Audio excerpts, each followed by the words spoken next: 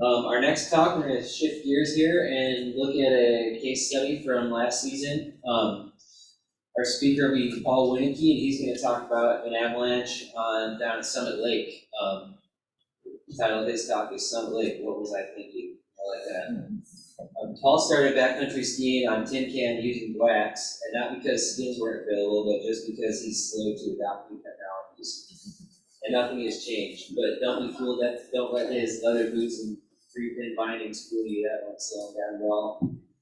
Professionally, Paul got his start with the Alaska Mountain Safety Center, training along behind Doug and Jill, Reed Bonson, Bill Wood, and many others, and eventually teaching avalanche courses. And as time went on, he continued to pursue his goal of intermittent retirement, which led to seasonal work as a commercial fisherman, a carpenter, and even sometime forecaster. Eventually, through no fault of his own, he was able to expand the scope of his work into the avalanche field and has worked in daily operations in tourism, mining, and electric utilities. Paul now consults via his business, Gravity Works LLC, and has a particular interest in avalanche defense design and staying out under large avalanches.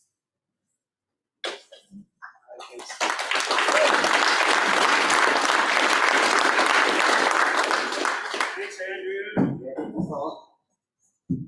And I'd like to thank everybody in the organizing committee for organizing this year and the previous 8 years. It's been fantastic. It's all benefited. And I'd also like to thank Mike Welch and George Creighton for their presentation last year that inspired me to get up here and talk about my near miss, even though it's not really. So, yeah, I'm not as tall as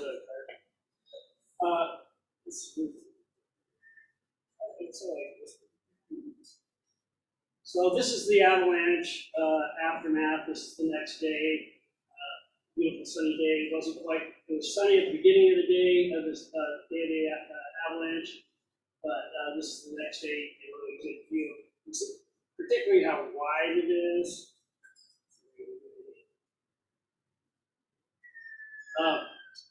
Go back, mouse. So you see the red circle there is the trigger point. That's approximately where myself and my partner were. It was a very sharp sounding collapse. It was a different sounding collapse than I've heard. It wasn't the typical deep woof that lasts a little bit. This was really abrupt. I don't know why it was like that, or why I mentioned it, but I definitely noticed it. I also noticed a drop, and I tried to get my partner's attention, but he was still skinny, so he couldn't hear me. Did you feel that? No, he could hear me.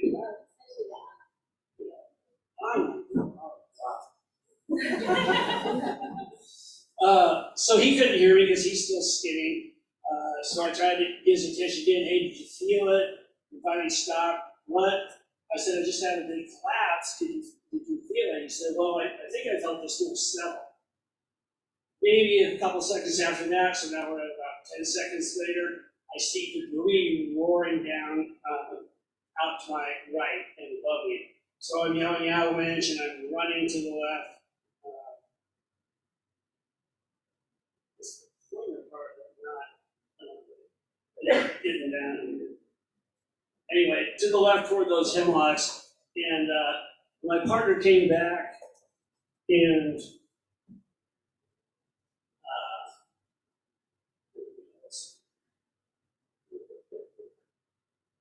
hid right below these hemlocks here.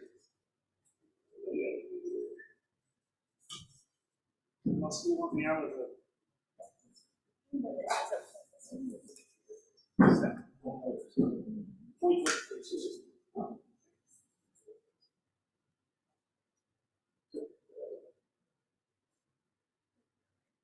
Trying to make it with laser pool.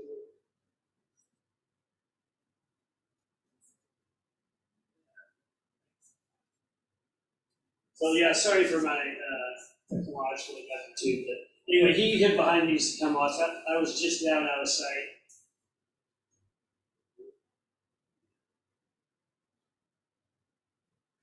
Yeah, thanks.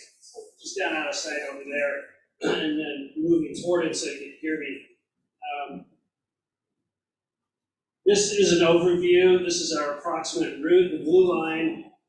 We're on low angle terrain until we got to the trigger point, this rectangle, yellow rectangle up there. That's the steepest point that we had, steepest slope we've been on prior to the collapse, 29 degrees. There wasn't much to jump on lower down. We did not, we were doing trial wind tests, pokes and hand pits and hasty stuff like that. We did not observe the rain crust that had formed in Turning Pass on the Friday. This is Monday, March 20th. And so really our first direct evidence of the instability and our connection to it was this collapse and subsequent avalanche. It's about 200 feet or more from there to the nearest flank of the avalanche. So typically, this was a slope we were focusing on, we were concerned about. We weren't going to go any higher than the top of these trees. I like to go to this area when instability is high, so I had sort of a familiarity bias, as well as my partner, he uses the place in the same way. And we first get into greater than 30-degree avalanche terrain right about here, and typically we manage that by going one at a time for 1 or 2 zigzags till you're up off of that slope angle and out of harm's way.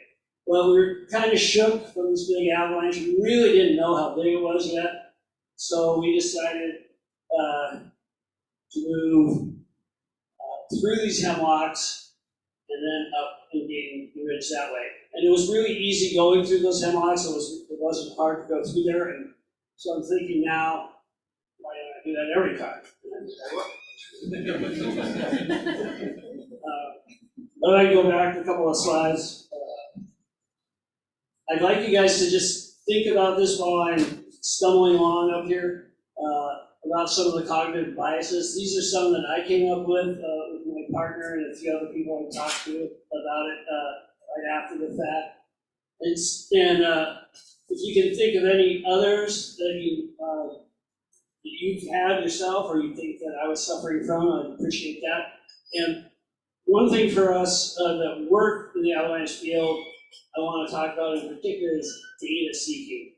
So I hadn't been on the job for 2 weeks.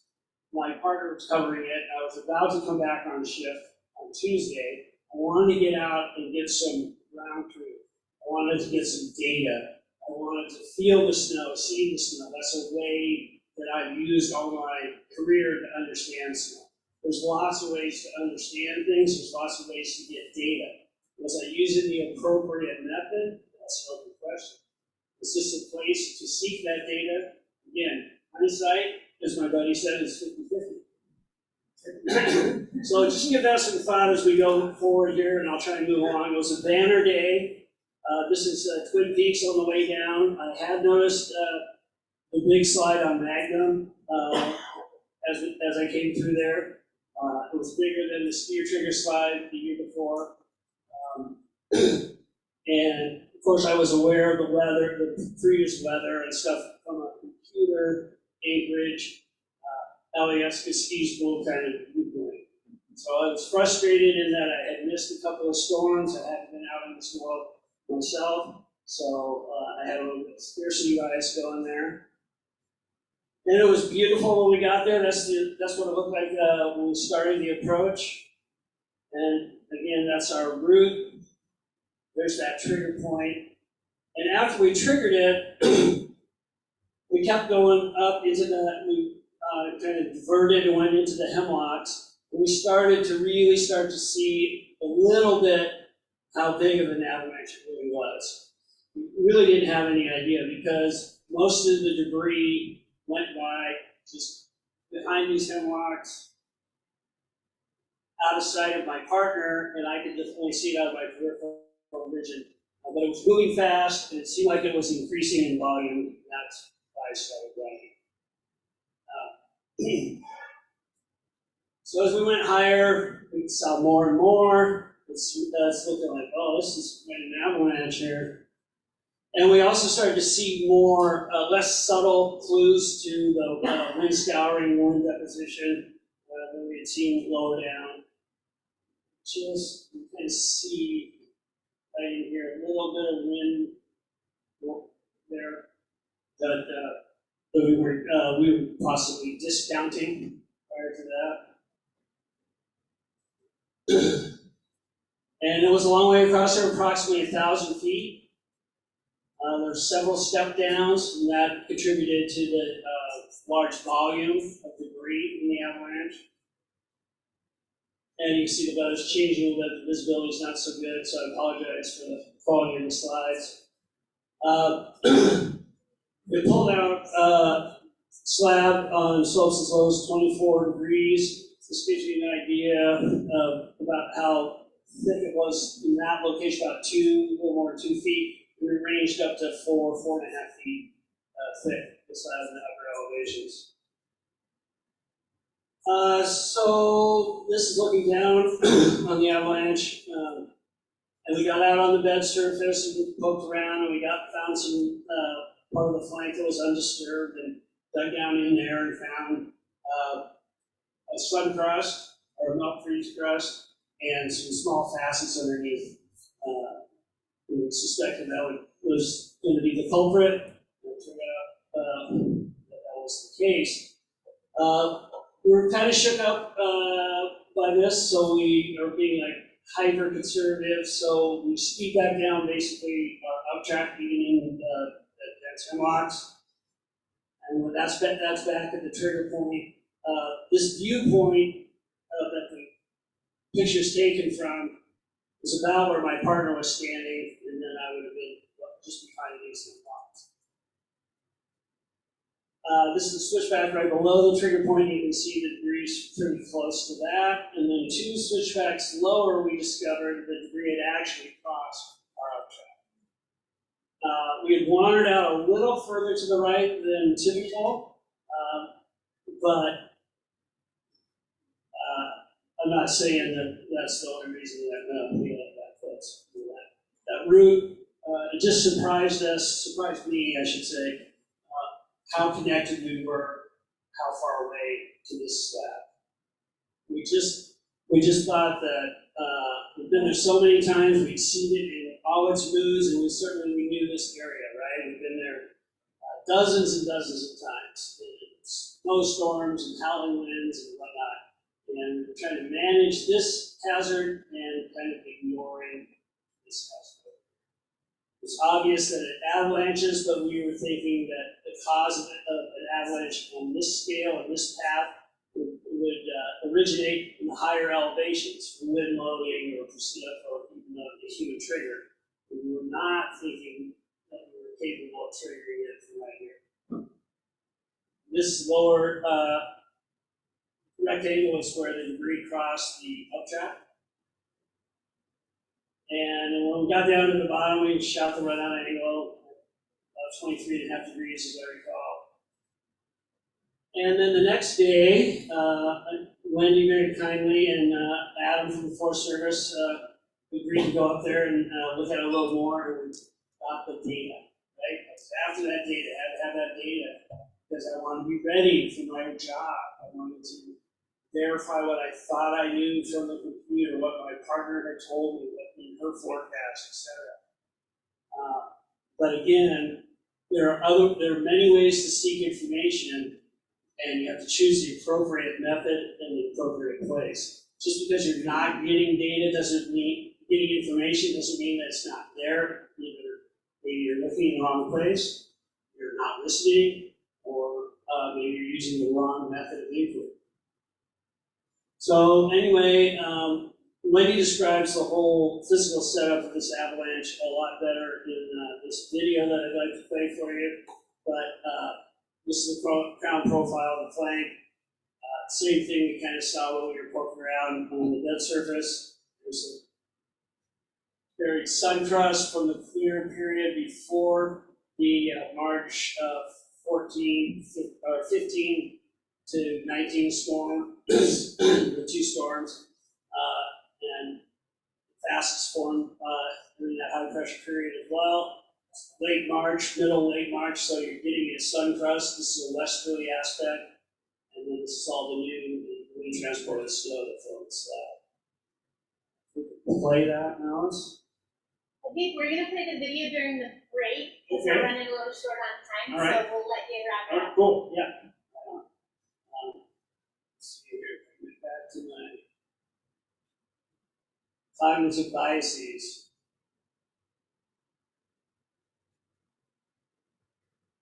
Yeah, so familiarity, complacency, definitely suffered from that. It was a sunny day, like we saw there on Twin Peaks, so that kind of gives me a sense of confidence. It makes me feel good. I have an optimism bias. Looks good is good. I was suffering from a lack of being in the field, a lack of making turns. I'm a skier.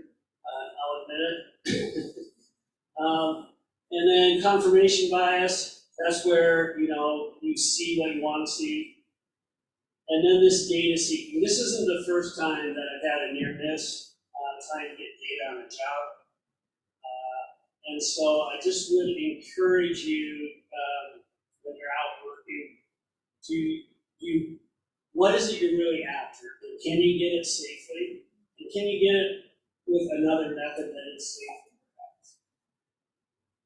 I have a friend who likes to say, don't just do something, stand there. And sometimes that's the best thing to do, is just to observe, to just become aware of what you're doing. Now, when we go out into the environment, we're always thinking about the terrain and the snowpack and the weather. But once we're in the environment, that's where there's a hazard. We're the ones exposed to hazard. We may be the one creating the hazard. Right? So we have to be as aware of ourselves and our biases as we are aware of the terrain and the snowpack and the weather. For me, that's a lot harder to do, actually. I'm pretty good at being aware of the terrain. Our route, at the end of the day, did help protect us, but same thing with snowpack. But being aware of myself and what my biases are. Did we pick that location really because we thought it was a safe place to go in these kind of conditions? Or did we pick it because of inertia, because we were already at the trailhead? And then hindsight bias, this whole thing,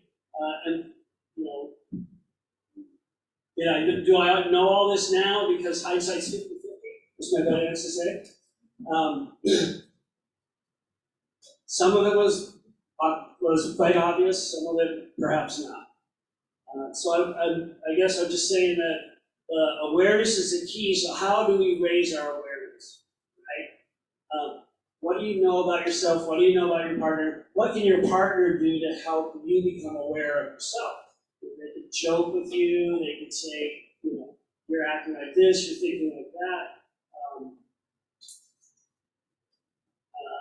That's what I'd like to have a discussion about, either in the Q&A or later today, or anytime I see you out on the trail. Thanks very much.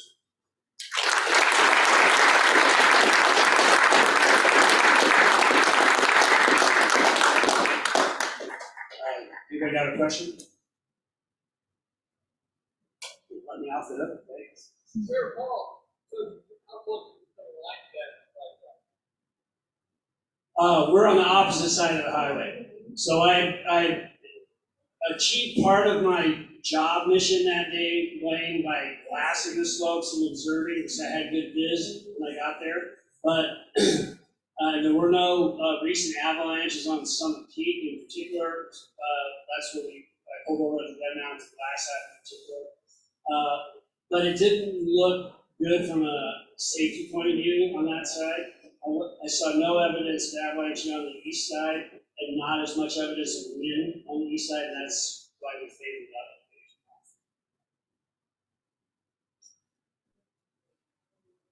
Okay. Yeah, Andrew.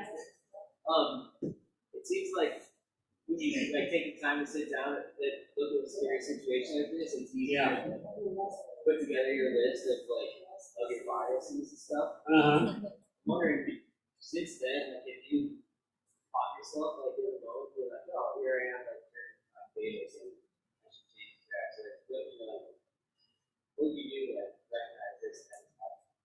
Yeah, it's a lot harder than I thought it would be. I mean, I've gone through the briefing sheets, and had one near miss a few years back. We went right through the whole thing that's supposed to prevent you from falling into these kind of traps. And I just had such a strong drive, and that it created a blind spot that led me right into Hazard's Way. Yeah, I've tried to work on my resistance or my inoculation to confirmation bias. And I guess maybe the scarcity thing. I think as I get older, that's an easier one to work against because I've been around long enough to know that there'll be another day. And now I'm learning that there might be another way to get information as well. Basically.